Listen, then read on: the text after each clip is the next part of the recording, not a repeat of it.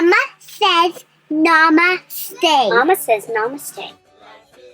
Making a family can be easy and fun. Oh yeah, but raising a family can be a whole different story.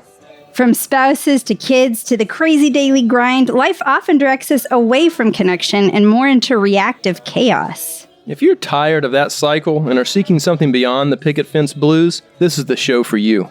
I'm Ashley. And I'm Nathan. And we're here to take you from chaos to clarity by bringing awareness and intention into your home, not waiting for one day, and highlighting how the uniqueness in each of us strengthens all of us. Take a deep breath in and let's start a brand new day. With Mama says namaste. We are back with another interview episode on the Mama Says Namaste podcast. And remember, with these interviews that I do, you get to see them in three different ways, or see or hear them in three different ways. We've got the podcast where you can be listening in. We have the YouTube channel where you can watch us live and see my interviewee. And you can also read the blog post where I take the best tips and the insights that we get from this and compile it into a blog post for those of you who are more of the reading style.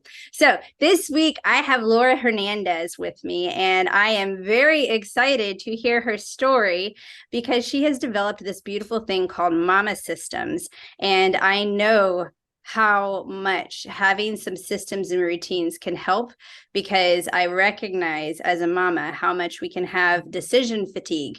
We got to make a lot of decisions a lot of times, and having some systems in place can really help our sanity.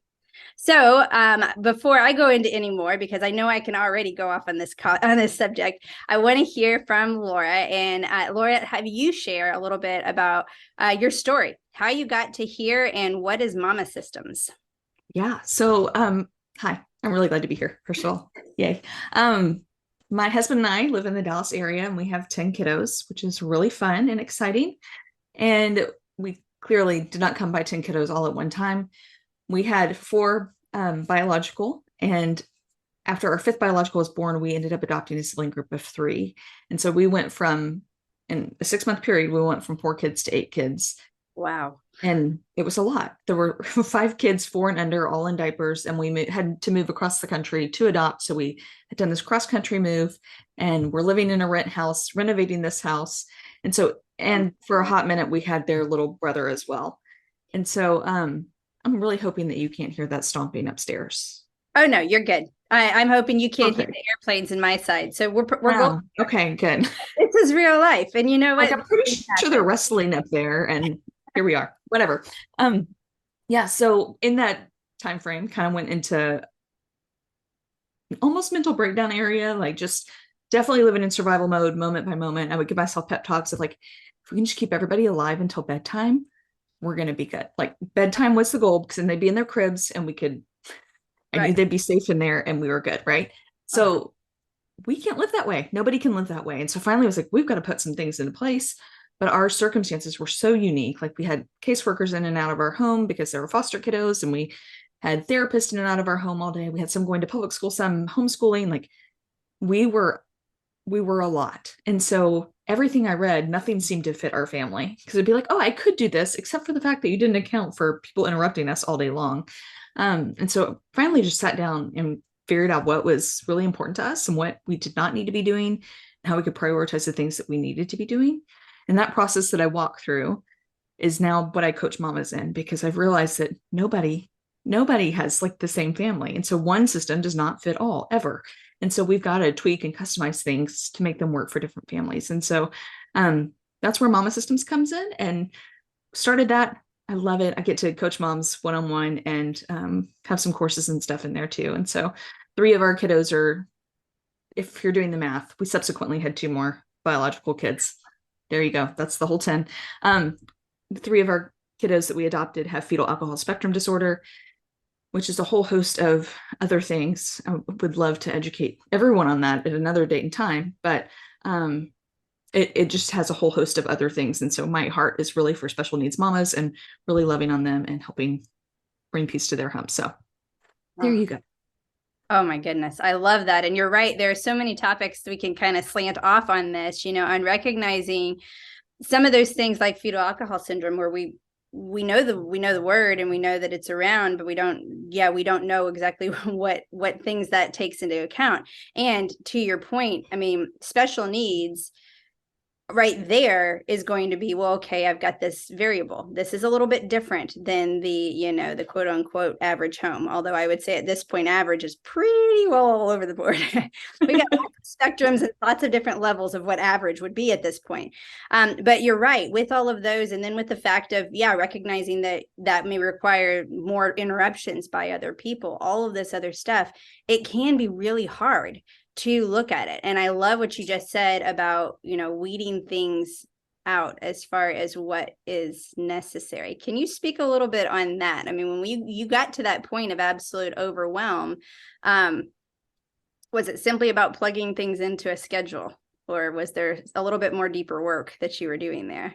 Yeah, a lot deeper work, because I think so often as mamas, we just live reactionary lives. We're constantly like, a kid comes in, needs something, we're doing that. We have to do laundry. Oh, we're doing that. Like, we're just going from thing to thing. And so the things that we want to be intentional with, we're just missing the boat altogether on, because we don't have it prioritized in our schedule and in our plans, or we don't have a plan for it, I guess. And so, the place where I start with mamas is always eliminating what we don't need to be doing. So like, let's write it all out. Let's figure out everything that you're doing, and what of this is not necessary. Like, what actual physical things can we eliminate in your house? Because I love that you mentioned decision fatigue, because I want to scream it from the mountaintops of how exhausting that is. And every little thing in our house, whether it be like a Paw Patrol toy on the floor that you then have to decide, like, do I put this away? Do I have a kid put this away? Where should it go? Should it go in their room? Like, all of those little decisions that you're making about one little toy could be eliminated if we didn't have that one little toy, right? So when there's stuff everywhere and there's like toys overflowing our home, we're taking on the brunt of that, like, mentally. And so I think it's really important that we not only like eliminate a lot of the stuff, but then also a lot of the activities and relationships that are draining to us. Like, the things that are draining, I want to get rid of them. Like, I want us to list out everything that we're doing. What gives you life? What drains you? Let's figure out how to deal with the draining stuff and get rid of it, so we can then have the space in our day to prioritize the things that matter. Oh, I love that. Okay, so I'm going to ask for some of the breakdown on this, because I'm already hearing my two hesitations here. My one hesitation is, okay, well, who's going to pick up the toys? My kids are all toddlers and under, or, what do I do when I've got kids that maybe, if I have special needs that I'm dealing with, where I'm navigating, autistic behavior, and where I can navigate, fitting this in where they are working with us, when we may have different abilities.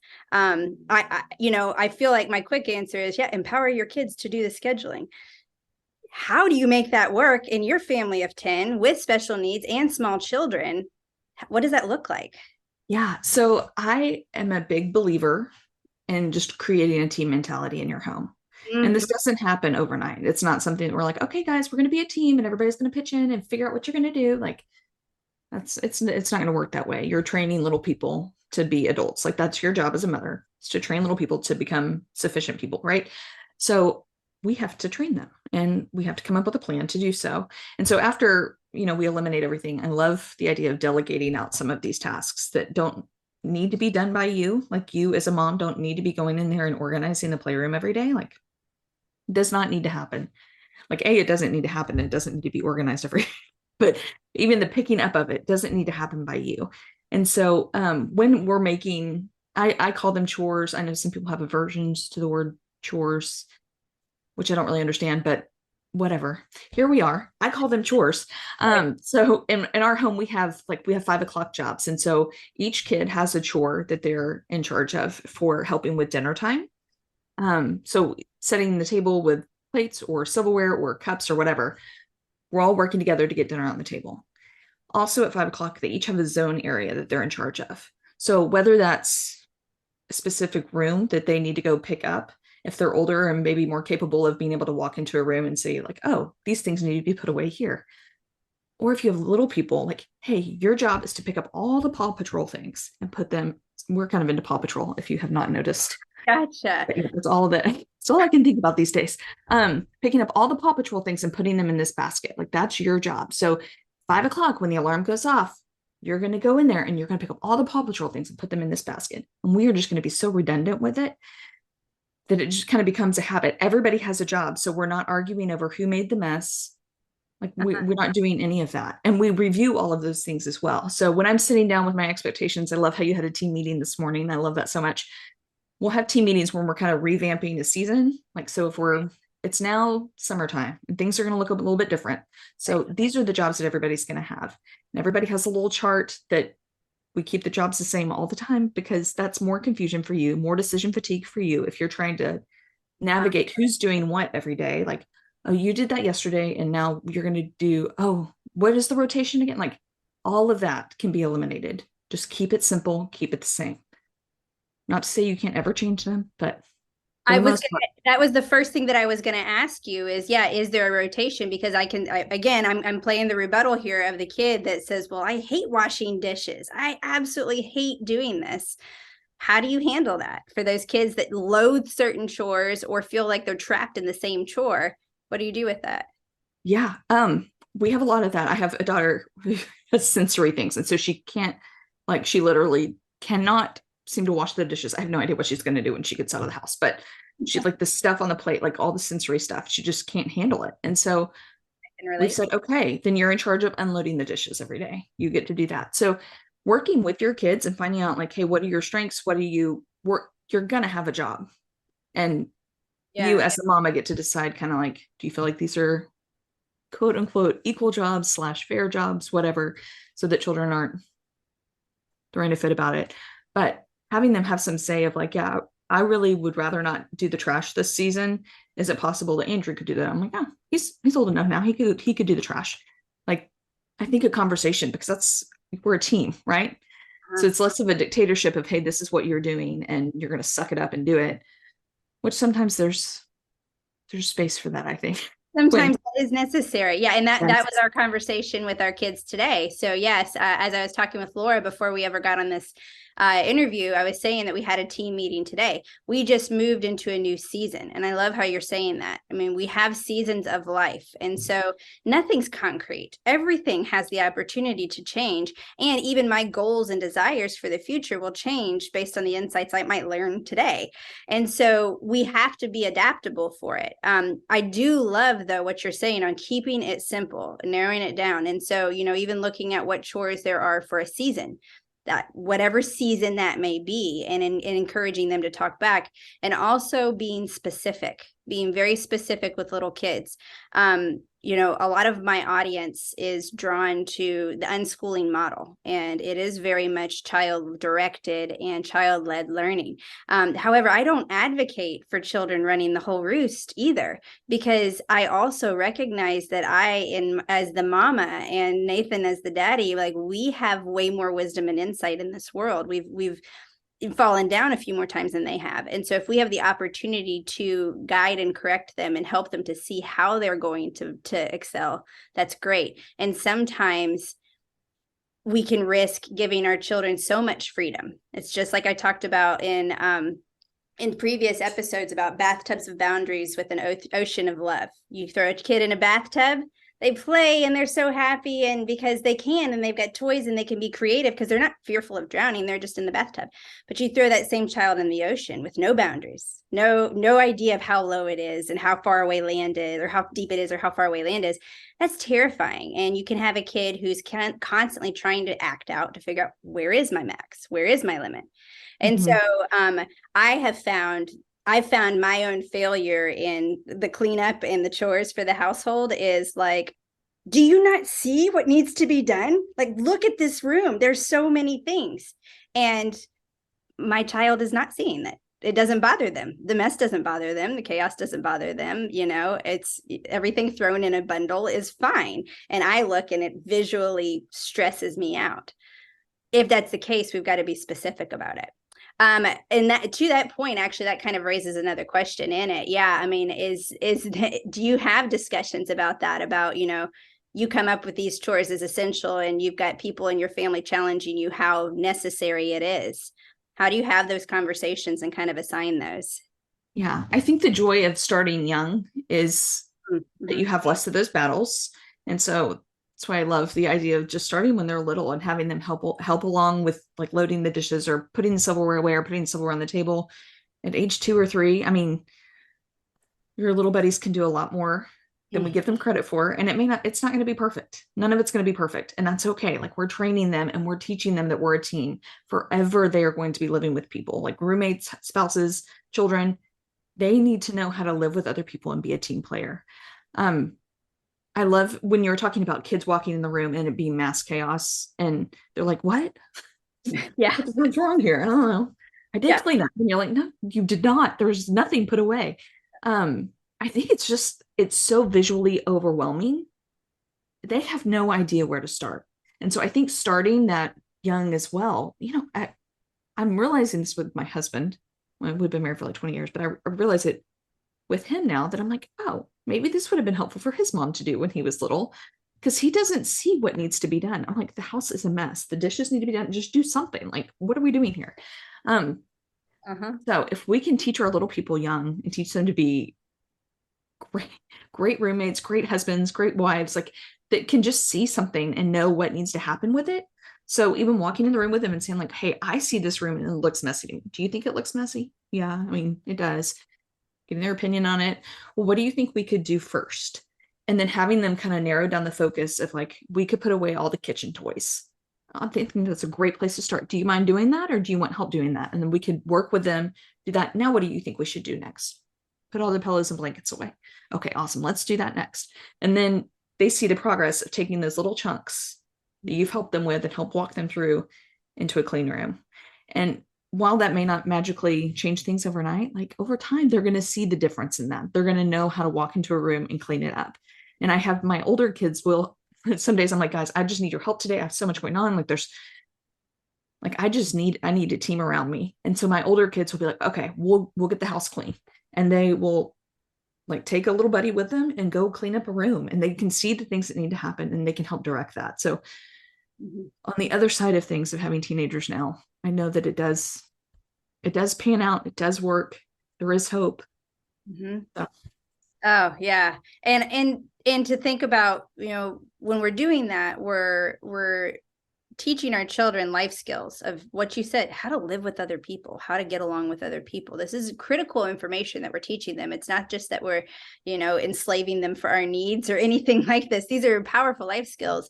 And you're also, as you do that, and as they are learning how to do it and then reinforcing it for younger siblings, I mean, that's empowering them and giving them some confidence. And I know that a lot of us like to feel needed. We like to feel like, hey, I need your support and help. My children feel honored when I say, hey, can you help me in this? Oftentimes because it's that, oh, I mean, like, I'm needed, I'm valuable, what I do matters. That's a beautiful way to let your children work together in taking those little parts to have pride in the house that they've created, in the home that they've created in it.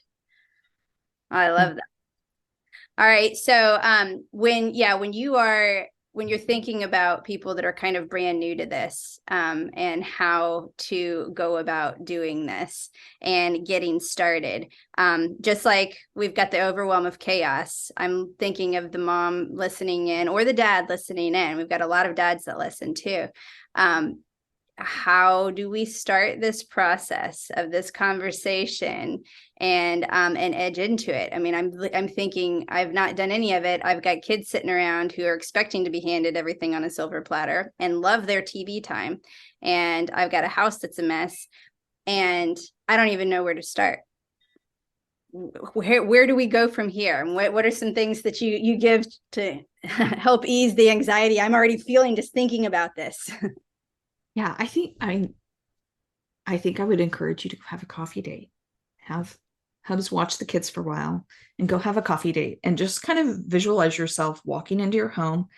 What do you want your home to feel like? What are the things that bring you peace when you're in your home? What are the things that drive you crazy? Like, because what will drive you crazy won't necessarily drive me crazy. Like, it could drive you crazy that there's dust all over every one of my fans. And I'm like, oh, I haven't dusted in 3 years. I don't know. Like, completely different people, right? So the things that bring you life are going to be completely different than mine. So we've got to figure out what's important to you. Like that's it. What's important to mama like really matters the most. I think you as the mom are the heart of the home. And so your level of peace oozes out onto everybody else, and your level of chaos oozes out onto everybody else. So if we can bring you to a place of calm and center, and that you feel at home and peaceful, like that's going to be the best for everybody. So in that, thinking about your home, I know that my kitchen and my living room, like if those two things are picked up, they don't have to be clean necessarily, but if stuff's off the counter, dishes are loaded, and stuff's picked up, hey, I feel pretty good about myself. The house feels pretty calm. It doesn't feel chaotic. If those things are not true, I know that I'm like snapping at people. I mean, there's just such a direct correlation between those two things. And so really noticing the things that make you feel the feelings that you feel about your home and about your kids and about all the things. And then how can we deal with those? So, okay, I need the counters cleared off. So every day at 5:00, one of my son's jobs is to clear off the counter. Like all the random things that gather there throughout the day, that's his job, is to get all those things put in their spot. And that's it. So figuring out what those things are, specifically breaking it down into little pieces, into little chunks. And then how can we either delegate those to other people, or how can we put that in a part of our routine? So that way you have a place that you want to be in and that brings you life, so that you can bring others life in it. I love that. And this is not a, like you said before, this isn't a dictatorship. This isn't a you coming with, this is my mom agenda and it's my way or the highway. But to the point of the team aspect, if you as a team player don't know what you're bringing to the table, you're not going to be able to successfully do your part in the team. And so sorting that, I think, is so valuable. Remember that focus. As a parent, you have to figure out what does bring you joy and recharge. Because if you don't have that figured out, it doesn't matter. Even the house being clean is going to you're going to find something else to be frustrated and overwhelmed with. So I love that. That's so valuable. So what I was thinking of, and I think I know the answer because you mentioned something about an alarm, but time management. Okay. Even if you have this great schedule, you've said several times, at 5:00, all the kids do this. Well, does everybody have a watch? Do we have an alarm that goes off? How are you handling it? Because I know that, in my home, I'll get a lot of, what time is it? What time is it? And I have had children in the past who have not been able to manage taking care of a watch, and we're not going to just buy watches continuously. So yes, how do we handle when, well, I don't know what time it is. I don't know what's going on today. Yeah, that's really interesting. I listened to a podcast yesterday and they were talking about, I don't remember what the point of it was, but she was talking about having analog clocks everywhere for our kids and how helpful that is to help them learn time and to kind of figure out, where they are in the day, right? But that's not how, we don't do that yet. I think it's a brilliant idea, but we don't do that yet. We have Alexas pretty much in every room. And so if they were to ask me what time, I'd say, you need to ask Alexa. Like, that's not my job. I'm not your clock. So they get in the habit of asking Alexa or looking at the clock on the wall. So at 5:00, so this is a lot of me needing to know what time it is, because what I will find is I will get distracted in the day. And then I'm like, oh my gosh, it's 7:00. I haven't fed everybody. That's why everybody's so whiny. Like, a lot of this is for me because I don't have a great internal clock, and I'm not great at managing my day without timers and without things. And so that's a system I put in place for myself that then kind of trickles out to everybody else. So we have timers set on Alexa. Often children will sometimes cancel all alarms or reset Alexa or whatever. And so I also have one on my phone and on my watch and all of that. So when that goes off, I'm like, okay, guys, 5:00 jobs. And then everybody knows exactly what they need to be doing because we've gone over it so many times. So it's not like, have you done this? Have you done this? Like, I'm not micromanaging. Right. It's 5:00 jobs. But if I look around and I see that something hasn't been done, I know exactly who has dropped the ball, who hasn't done what they need to do. And so then I can be like, okay, Sam, come in here, do your job. So gotcha. Okay. I feel like just having those timers set throughout your day of things that you need for you to anchor yourself in your day, like, hey, morning meditation or getting kids on the bus or lunchtime, like forgetting to eat lunch. I don't know. Again, maybe this is just me, but having those timers throughout the day. It's like, I only have 3 children, so hey. Yeah. Okay, and I agree. I mean, I use Google Calendar and I have my alerts and they cue me constantly because if I don't have that reminder, I will often lose track of time as well. And so yeah, and I have talked about doing that for forgetting to start dinner was a big one when Nathan was working and I was having to do dinner and he'd roll in at 5 and I'm going, oh shoot. And I had my great idea, but it's like a 4-hour prep. Yeah. That You now. need to start at noon. Yeah. Right. So yeah, so those alarms have helped a ton. Okay, so with this, I know that then the other thought is, okay, we've got ideas for how to make it work. We're getting our sanity first. We're recognizing our priorities and what's really important to us and how we're going to recharge. We're reiterating that to the family. We're assigning roles. We're letting them know specifics on exactly what's expected of them. So then the next question is, when those don't happen, how do we handle it? Because I know that, we oftentimes, I know natural consequences, we do a lot of that in our household, and that can be helpful. But sometimes it's that, it's not been done and, it's the job of the slower child and now you're in a rush and you need to get the house clean. How do we handle this? Yeah. Well, I would not give the child, the slower child, or however you just put that, a very important job. Okay. Something Let's say the pokey little puppy child is what I describe him as, a pokey little puppy child, because there are those children who, even with the best of intentions, have a little bit of the, oh, look at that butterfly. Yeah. So we have 8 people with ADD in our house. And so I know exactly what you're talking about. So those little buddies, I want to keep close to me in their jobs. So while I'm in the kitchen prepping dinner, they're going to be in my eyesight so I can help them stay focused. Because there's many different things going on with every single child, right? It could be full out rebellion, like just, no, I don't want to do it. Yeah. And then that's a discipline issue. And then you and your spouse need to figure out how to handle that. Like, I'll let you handle the discipline piece. That's a different story. There's other things like ADD and other disabilities or neurodivergence that just make it really hard for kids to actually do a task. And so having an older kid come around them and help them, or even in my case, having a younger kid come around them and help them, like that sometimes is the best thing, or having them do a team job together. There's going to be arguments and there's going to be fighting. Like, it's going to happen. That's how families function. And that's how they get out their anger and their upsetness and all of that. So, I think working through those things, practicing a lot, is very helpful. So for those with ADD and all of the other things that you may have going on in your home, I'm always so cautious of people thinking like, well, she's got it, like she's got it together. So it doesn't apply to me. And so I want you to know that we have 2 with autism.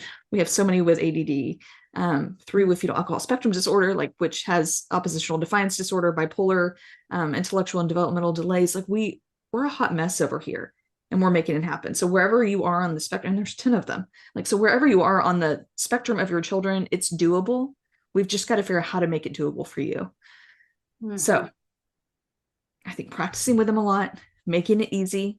Maybe that's having like a printed out schedule of like what comes first. I know you can't see my hands on the podcast, but I'm like, I can't. Them out inch by inch here. Yes. What is that called? Yeah. Okay. So figuring out how to teach your child best is like key to anything. So not even with this, but just in everything, you need to know your child, know what makes them tick, know how to incentivize them. And I don't think that we should be incentivized for doing chores around the house that everybody's pitching into, just to clarify that. And knowing what's a consequence for them. Like, hey, that may be that you don't get to watch a show tonight. If you're saying like you don't want to do your chores, okay, well, tonight we were going to watch a movie. And so I guess if you don't want to be a team player, you're not gonna be able to watch a show with us. Mm-hmm. That normally, things like that just normally get my kids into gear really quickly because they don't want to miss out on anything. So yeah. That's so true. Yeah. I mean, we've had just the basic natural consequence of, and we have our tribute is what we say, who's going to contribute. And our tribute is who's doing the dishes for the day. And if the tribute hasn't done dishes, we can't eat. Sorry. And so it's just, boy, we're all hungry. Well, daddy's ready to cook an amazing feast again with the sinks full of dishes. So, we can all sit here and wait. And then, usually it's not just the encouragement for that one child, but it's the pressure from everyone else saying, I'm hungry, let's get it. And oftentimes what has happened in that is that now that it becomes a consistent thing, then we have other kids that say, okay, well, I'll help you. Let me help you get this over with quickly. And I encourage that. And, let's work as a family team. That's right. We're assigning something as this person has responsibility, but that doesn't negate everybody else's responsibility in the family. We still can support one another. We still can pick up after ourselves, because we know if we have that chore, we don't want to have to be cleaning up everybody else taking advantage of that. Yeah. Yeah. I love it. I think that's a beautiful thing when our other kiddos step in to help. And Tears to my eyes. Like, I'm like, it's a beautiful thing when you see that fruit and you see that your kids have learned to value the team mentality. And it's not just something you're pushing, but they really see the value in it as well. Exactly. And what you were talking about with motivating, and even incentives, is so much the core of a lot that I talk about with Mama Says Namaste. Our tagline is the uniqueness in each of us strengthens all of us. And we talk about how to better understand who we are and what triggers us and motivates us so that we can get the best out of each other. And so you oftentimes, when we think of motivators, I've got one child where it needs to be a challenge. I bet you can't, or, let's see if you can race the clock, anything like that. A challenge is going to work really well. For other kids, it may be making it fun. How can we make this a game? Racing to do it. Set yourself a timer and see how long does it take you to do a quality job. Okay. Now we've got speed. How about quality? We can keep refining and finessing. And so, let's make it fun. For someone else, let's do it together. Let me be by your side. I'm going to show you a little bit of support. You're not in this one alone. Let's give you some encouragement so that you do feel confident in it. And for somebody else, maybe it's clearly laying out every detail. I want my step-by-step instructions. I need my rules. I need my guidelines to follow, or my list to check off. So there are different motivators that we can do on the way that our chores are the responsibilities are even divvied out. And when I think of incentives, it doesn't have to be the incentive of, I'm going to give you a cookie if you go sweep the floor. But an incentive is also the way we speak and praise and respond to our children. So some kids, it's the task. Oh, you did the quality work that you did. The fact that you really remembered to get the corners when you swept the floors and you didn't walk through the dust pile and you made sure nobody else did. Those are great. I love it. That's the incentive. It's the praise. It's you did a great job. For someone else, oftentimes it can be about the relationship. It means so much to me that you're willing to work with our family and that you are doing your part. That was so beautiful how you encouraged your sister in this and those words. And so when we think of incentives, it doesn't have to be performance. It doesn't have to be something that's bought and handed over to them. Oftentimes it can be in the added positivity in a relationship, the reinforcement of the family team that you're wanting to create. Yes. Yeah. Amen. Yes. I love that. All right. Well, I have so loved having this conversation. And obviously, you've got a lot of insight into systems. And I love that you are not creating a cookie cutter approach. This is the one system that works for every family, because we are unique individuals and we have all kinds of variables. And you've got a wonderful example of exceptions and variables and unique situations, even within your own home. So where can they go to find more about you? And I think you have maybe something that may help them out as a freebie as well. Yes. So I have a self-care guide that's a great little freebie, and it walks you through basically like that assessing part of, hey, what do I need to fill myself up so you can show up to be the best mama? And then how are you going to make that happen? Because I think often we are our best no-tellers. So I'll know that I need to go have a girls' night every week, but I'm hesitant to ask my husband because he's probably going to say X, Y, and Z. And so therefore it's not going to happen. Like, I'm not going to do it. Right. So I've already said no before I've even gotten to the ask. Right. Mhm. So how can we kind of get to a space where we can ask for those things, overcome objections, and be creative and figure out how we can actually take care of ourselves, because we are really, really the heartbeat of our home, and we really need to take care of ourselves first. And then the other thing, would you just Mama Systems. You can find me at mamasystems.net and on Instagram and Facebook at Mama Systems. Awesome. Thank you so much. I'm going to go. And so the self-care, is that to go to mamasystems.net? I'm going to send you a link. Okay, it is going to be a link, and that link is going to be what is in the blog post. So you've got to go to mamasaysnamaste.com, and this podcast episode will be aired on there, and that blog post will have the links to get this free download, which I'm going to do myself as another reminder for me. It doesn't matter if we're up here talking to you all in the podcast or whether we are the ones listening. We are mamas too, and this is always a reminder to go in and to reassess. Are things flowing well? If things are not flowing well, or if you're just going into a new season like I am, maybe things have been flowing well. We've been good. We also have ups and downs of puberty and adolescence going on in our household, and there's a lot of female emotion going on, and so it's a beautiful time for me to reassess, to look at, okay, am I really doing what I need to do so I can show up fully for the rest of my family and manage all the other emotions that are going on in a way that empowers them to be the people they want to be, and not just be taking orders or being dictated to, but creating that beautiful family team. Any last words of advice you have for our audience here? No, so much grace for yourself and for your people as you just stumble through training them and figuring out what works for your family. Because we're all, as you're talking about that, I'm like, yes, we're all such a work in progress, and we're always changing, not only us, but our people and circumstances and everything. And so just so much grace. Mm-hmm. Yes. So love your family. Think about how you want to create that family team. And remember, the uniqueness in each of us strengthens all of us. Namaste. 1, 2, 3. Up with the rising sun, already on the run. Mama says namaste. Life is a tangled mess, and you don't have to stress. Mama says namaste. 'Cause today I will stand up and be all that change.